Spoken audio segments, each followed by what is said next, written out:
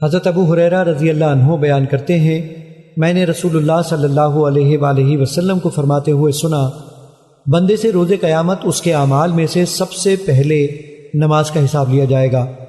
اگر وہ صحیح و درست ہوئی تو وہ فلاح و نجات پا گیا، اور اگر وہ صحیح و درست نہ ہوئی تو پھر وہ ناکام و نامراد ہو گیا۔ اگر اس کے فرائض میں کوئی کمی ہوئی تو رب تبارک و تعالیٰ فرمائے گا، دیکھو کیا میرے بندے کے کچھ نوافل ہیں، تو اس طرح فرائض کی کمی کو ان نوافل سے پورا کر دیا جائے گا۔ پھر باقی اعمال کا حساب اسی طرح ہوگا، اور ایک دوسری روایت میں ہے پھر زکوٰۃ کا حساب بھی اسی طرح ہوگا، اور باقی اعمال کا حساب بھی اسی مذکور مثال کی طرح ہوگا۔ مشکوٰۃ المصابیح حدیث نمبر 1330۔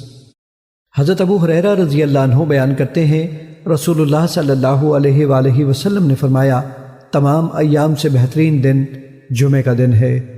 اسی دن آدم علیہ السلام پیدا کیے گئے، اسی روز جنت میں داخل کیے گئے، اسی روز اس سے نکالے گئے، اور قیامت بھی جمعہ ہی کے روز قائم ہوگی۔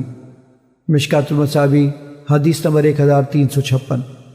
حضرت ابو ہریرہ رضی اللہ عنہ بیان کرتے ہیں، رسول اللہ صلی اللہ علیہ وآلہ وسلم نے فرمایا، جمعے کے دن ایک ایسی گھڑی ہے کہ جب کوئی مسلمان بندہ اس گھڑی میں اللہ سے کوئی خیر طلب کرتا ہے تو اللہ اسے وہی چیز عطا فرما دیتا ہے۔ امام مسلم رحمۃ اللہ علیہ نے اضافہ نقل کیا ہے، فرمایا وہ مختصر گھڑی ہے۔ صحیحین کی روایت میں ہے، آپ صلی اللہ علیہ وآلہ وسلم نے فرمایا، جمعے میں ایک ایسی گھڑی ہے کہ جب مسلمان ٹھیک اس گھڑی میں نماز کے دوران یا نماز کی جگہ نماز کے انتظار میں بیٹھ کر اللہ سے کوئی خیر طلب کرتا ہے تو اللہ اسے وہی چیز عطا کر دیتا ہے۔ مشکوٰۃ المصابیح حدیث نمبر 1357۔